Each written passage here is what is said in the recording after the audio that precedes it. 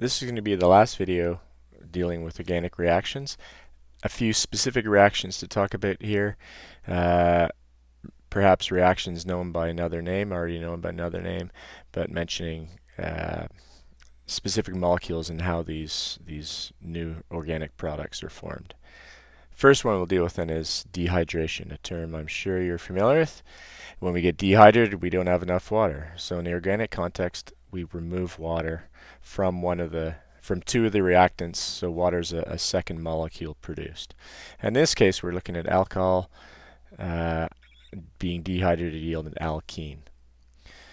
If we look at our alcohol, the alcohol we're talking about is 3-carbon alcohol, so that's propane, so it's propan 2-ol because the hydroxyl group's on carbon 2.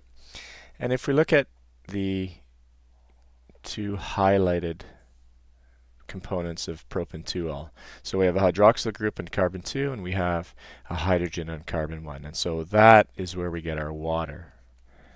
So there's the water, and so what's left? Well, we have a 3-carbon molecule. There's carbon 3. Carbon 2 had that hydroxyl group. It's been lost, so it's left with a single hydrogen. And carbon 1 has lost a hydrogen, so it's left with 2 hydrogens. And so we form a double bond. So we get, the molecule we get then is propene. And the formation of propene could be classified as a different type of reaction. Remember, we talked about this earlier as a general reaction. Single reactant yielding 2 molecules as products, and the formation of a double bond from an alkane. That is known as an elimination reaction. So dehydration, same as elimination, formation of that C double bond C. Okay, so dehydration of an alcohol or elimination both yield water and an unsaturated hydrocarbon. Another reaction with alcohol, and again to highlight the functional groups, components that we're going to look at in terms of reactions, it's those two hydroxyl groups. So here we have 2 alcohols reacting. The first alcohol is propan 1-ol, an isomer of propan 2-ol, and the second alcohol is ethanol. Never hurts to write out the name, or certainly think about the name, because it's going to help us name our products. So again, in this reaction, water is going to be a second product, but it's not really classified as a dehydration. It's it's a condensation where we do produce water, but we're not removing water from a molecule. We're reacting it to produce water. So that's how it's not a dehydration. That's why it's considered a condensation. So we know we're going to get water as one of the products, though, so we might as well get our water there. And our organic product is now going to be this molecule. So there's our first propan 1-ol component. And so to carbon 1 of propan 1-ol, we still have a bond O, but now we have a bond O to carbon 1 of ethanol. And so there is our molecule, and you would hopefully recognize that functional group as the ether functional group. And so if we were to name that ether, there's 2 possible names we can give it. Let's do the IUPAC name first. And if you remember that, we have an alkoxy branch and we have an alkane. And so the alkoxy branch is a shorter branch, so that's ethoxy, and it's on carbon 1 of the longer chain, so 1-ethoxy propane is the IUPAC way. And if we want to give it a common name, ethyl propyl ether. So, formation of ethers from two alcohols, considered a condensation reaction, where water is the second product, the inorganic product. There's some reactions with carboxylic acids we want to look at, and so esterification is one of those reactions. Esterification is also referred to, it can be looked at as a condensation reaction. Again, for obvious reasons, you can see the functional group of the carboxylic acid and the functional group of the alcohol that are going to react in this reaction. And if it's condensation, we must be producing water. So let's get our water out there. So there's water. And so the molecule formed is an ester. That's why it's known as esterification. And so if you recall, when we were drawing esters, we have our C double bond O component that originates with the carboxylic acid, and then we form this bond. So the carboxylic acid loses its hydroxyl group, and we form a C single bond O to the alcohol, and then we finish up our alcohol, and so there is our ester, the ester functional group, C double bond O.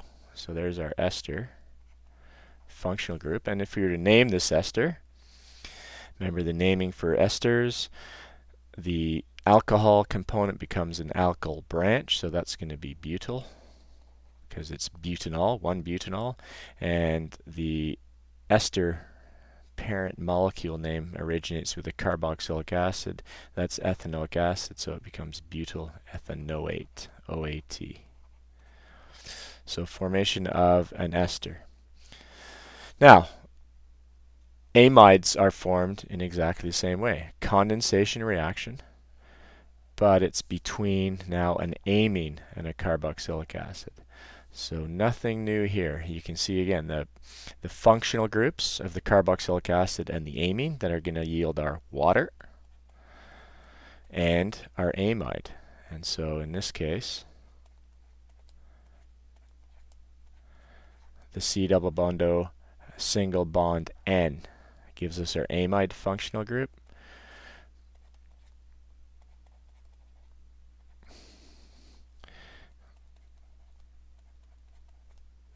And notice the nitrogen has two hydrogens bonded to it. One of those hydrogens has gone to water, so the N in the functional group still has one hydrogen bonded. So there's our amide functional group. And we would now name that amide, and amides are named pretty much the same way as carboxylic acid. So our amine, which in this case is ethanamine, becomes a branch, but it's an N branch, so it's N-ethyl. And our carboxylic acid gives us our amine parent, our amide parent name, and that is butanoic acid, so it becomes ethyl butan amide. And so notice this is a primary amine, and a primary amine gives rise to a secondary amide. That secondary amide has two R groups attached. This is an R group attached to the functional group, and this is an R group attached to the functional group. So that gives rise to a secondary amide. If you react ammonia with a carboxylic acid, you get a primary amide. Notice there's three hydrogens attached to the N of the ammonia, so you'll still have two attached. So there's no N branching if you react ammonia with a carboxylic acid.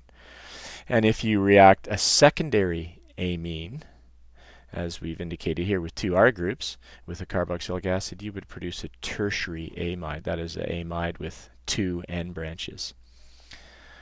So carboxylic acids and amides are formed in the same way, condensation reactions. As a side note, this has critical importance from a biological perspective, and you may be familiar with this already, but here's it's an amide. It's known as glycine, and so glycine is an amino acid, one of the 20 amino acids, and so glycine actually undergoes condensation, and when it undergoes condensation, it forms this would be referred to as a dipeptide. And you might know where I'm heading with this one with the term peptide. But we form a dipeptide, and you can see where the bond is, that peptide bond that forms when you condense an amine group with a carboxyl group. And so if we do this repeatedly, we form proteins. And this is known as polymerization when you do this on a mass scale. And so this kind of illustrates that point.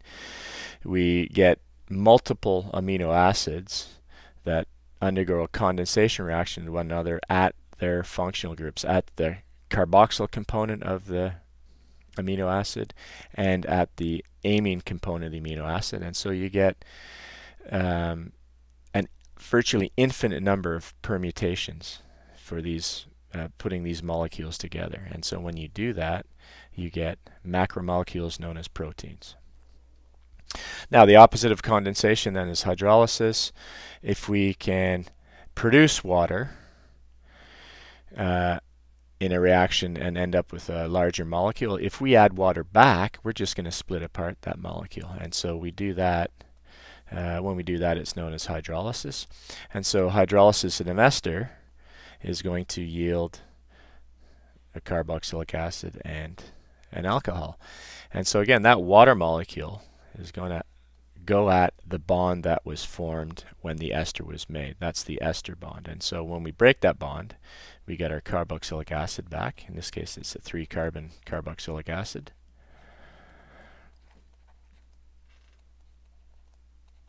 And we get our alcohol back, in this case, a 1-carbon alcohol. So if we hydrolyze methyl propanoate, we get back propanoic acid, and we get back methanol. So hydrolysis of a ester yields carboxylic acid and an alcohol. And so not surprisingly, hydrolysis of an amide would yield an amine and a carboxylic acid. And so this N-methyl N-propyl ethane amide, again, the water is going to attack or go at the peptide bond of the amide. And so what are we going to get back? We're going to get back our carboxylic acid, which in this case is a 2-carbon carboxylic acid. And so that is ethanoic acid.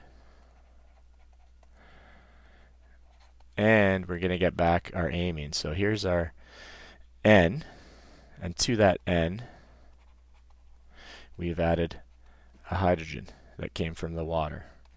And then we have the rest of the molecule.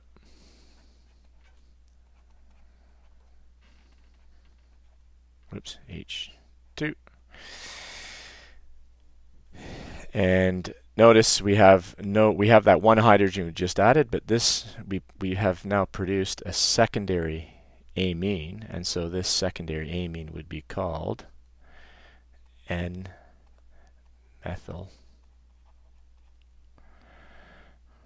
propan 1 amine, because the nitrogen is attached to the carbon 1 of the propane chain. So hydrolysis of an amide yields a carboxylic acid and a amine. So finally, the formation of esters is often written this way to convey the fact that you have one reaction going in one direction yielding, in this case, carboxylic acid, or sorry, an ester and water. But if it's a hydrolysis reaction, we take our ester and we add water to it, and we get back our carboxylic acid and our alcohol. And so, really, the reason I wanted to show you this is because of this double arrow. So this double arrow indicates that this is an equilibrium. And all that means is I'm going to have a reaction going in one direction. I'm going to form an ester from my carboxylic acid and my alcohol. And as I start doing that, the concentration of these reactants starts increasing. Well, when you have increased concentration of these reactants, you get an increased rate of reaction in the back direction. That is to say, my ester and my water are going to start increasingly reacting to produce an alcohol and a carboxylic acid. That's what an equilibrium is. A reaction proceeding in two directions.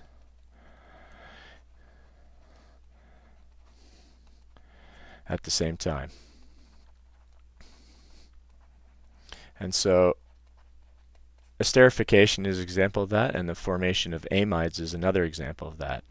And so when you're producing these molecules, if you want to maximize yield, what you need to make sure you do is you got to get rid of the water. If you draw off the water as you start producing an ester, you will maintain production of that ester. But if you leave the water there, the water is going to start reacting with the ester you're making, and you're going to get back your carboxylic acid and your alcohol.